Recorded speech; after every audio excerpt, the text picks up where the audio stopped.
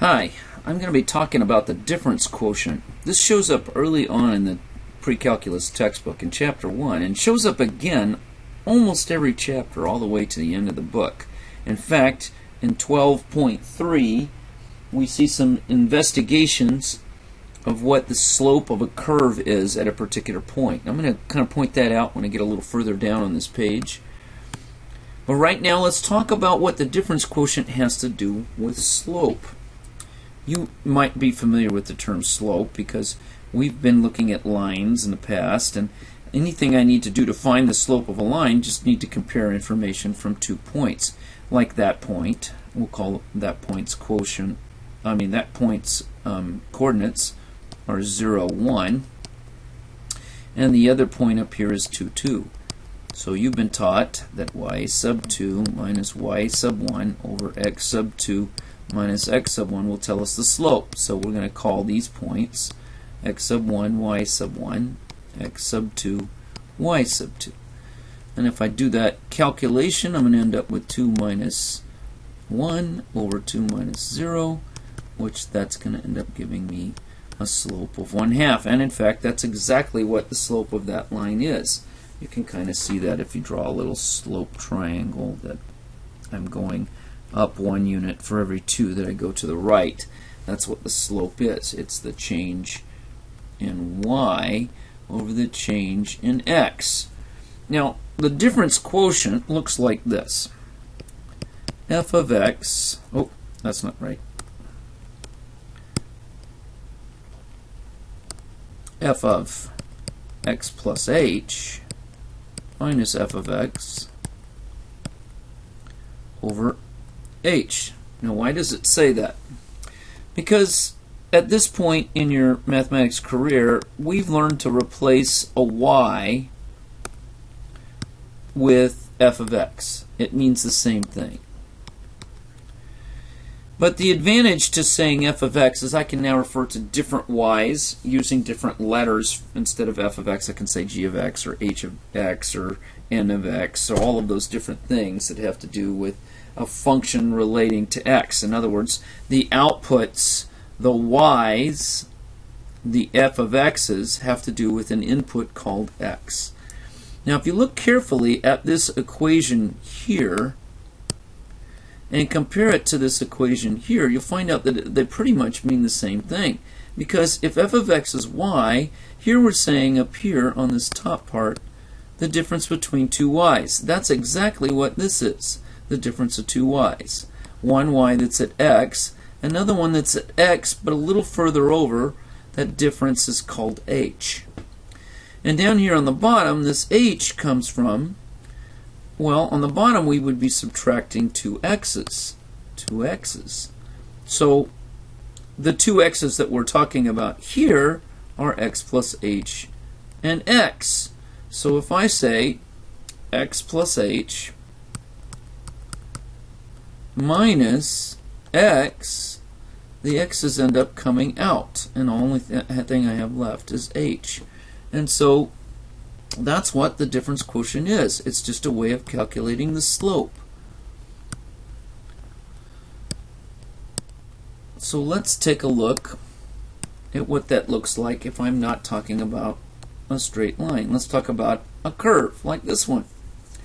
So this is actually an equation that shows up in 12.3. In 12.3 they're talking about finding the slope of this curve at a particular point, B in this case.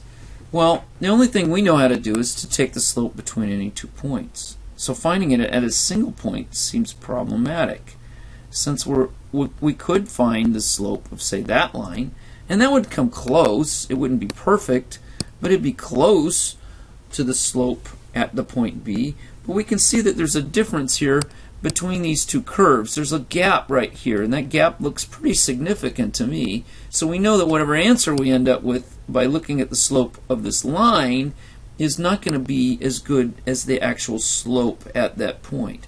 It's just going to be close. So we could do the little slope calculations there, and what we'd find out is that the slope of this line is 2.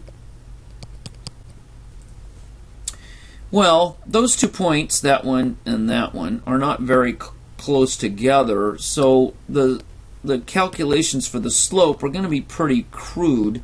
It'd be nicer if we could get the slope of a line that's a little closer to point B than those 2 points were. Specifically, how about the slope of the line that goes through the point 1, 1 and B? Now, if you'll notice, the slope of that line looks a lot better than the slope of the line we drew earlier. Let me draw that line back in here. That slope of the line we drew earlier looked like this, and you'll notice that the red line actually looks a lot closer to what the slope would be of a tangent line at the point B. Okay? The space right here is much less than the space that was right there. So it's a little closer approximation. In fact, that slope of this line is 3. Okay, so when we got a little closer, we got a better approximation. We got an approximation that was a little closer to the actual slope of the tangent line.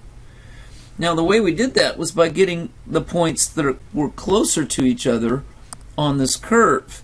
Right now, 1, 1 is a lot closer to B than 0, 0 was. Now, we could keep doing that until we find 2 points that are very close to each other, till they were almost right on top of B. And if we did that, then the slope of the line would be very, very closely approximated. Well, that's what we're doing with the difference quotient. So now, instead of talking about, well, it's this far away or it's this far away, I'm going to talk about an arbitrarily close piece, that the 2 points are so close to each other that we call the difference between them h. That's what this is calculating. Now, we can actually do this without using much information. We're only going to use the information that's available for the point B. This equation, by the way, is x squared. So now if I'm going to do the difference quotient, I need to know what the f of x plus h is. So the f of x plus h is going to be, let's swap out x plus h for x squared. We're going to end up with the expanded polynomial x squared plus 2xh plus h squared. Now I'm going to take that and plug it in for this.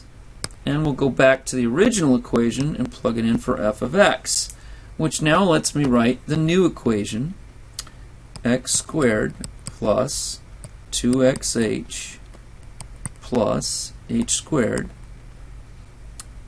minus x squared all over h.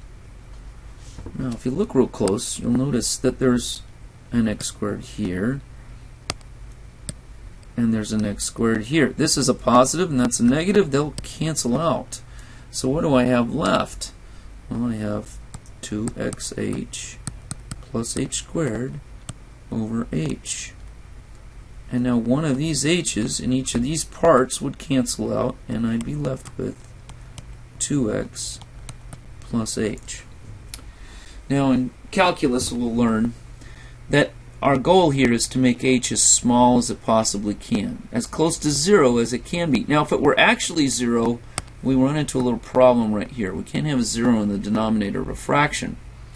But if it were close to 0 and we did the math, we'd end up dropping all the h's out, including the h in the denominator, and we end up with this expression.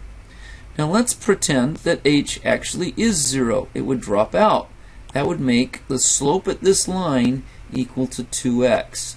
Now what is the x coordinate of that point? Well, that point's coordinates are 2, 4.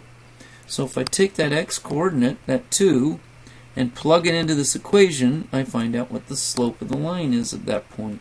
It's 2 times 2, which is 4. Now, if I actually draw the line that's tangent at this point, I get something that looks like this.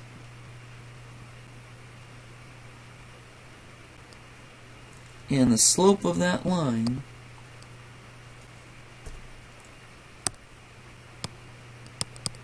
is 4.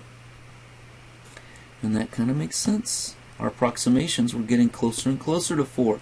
And if we'd gotten even closer, we've got even closer to 4. Okay, let's look at an actual problem out of the book. This is actually the example on page 81.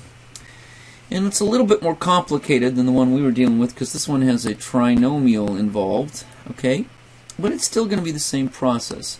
So I already know what f of x is. That's this. That's going to go right here. Okay? Now it's time to calculate what the f of x plus h is. So I'm going to plug that into that equation. I get x plus h quantity squared minus 4 times x plus h plus 7. I'm going to go ahead and expand this. I'm going to end up with x squared plus 2xh plus h squared minus 4x minus 4h plus 7. Now, as good algebra students, we look for common terms, like terms, and see if they can be combined. In this case, there aren't any. Nothing can be combined. But now our job is to take that answer and substitute it back into the original equation right here. So that's going to look like this. X squared plus 2xh plus h squared minus 4x minus 4h plus 7 minus, well, what we said f of x is over here, which I wrote in blue here, is x squared minus 4x plus 7. Well, let's do a little analysis here of what we have so far. So I'm going to subtract x squared from x squared plus all that stuff. Well, the x squareds are going to cancel out. And also, I've got a minus 4x minus a negative 4x. Well, that's going to be like adding 4x. So the negative 4x and the 4x would cancel out. So the 4x's are gone. Similarly, the 7's are going to be gone because it's going to be 7 minus 7. So what do I have left? Well, I have this term, that term, and this term left all over h, which that's going to look like this. 2xh plus h squared minus 4h all over h. Again, we can cancel out one of the h's, which leaves us with 2x plus h minus 4. And that is the answer to the difference quotient. It also tells us what the slope of that line is if h is approaching 0 and x is any number that stands for the x-coordinate of a point on the original equation, namely that one. That one right there. So that's how the difference quotient works.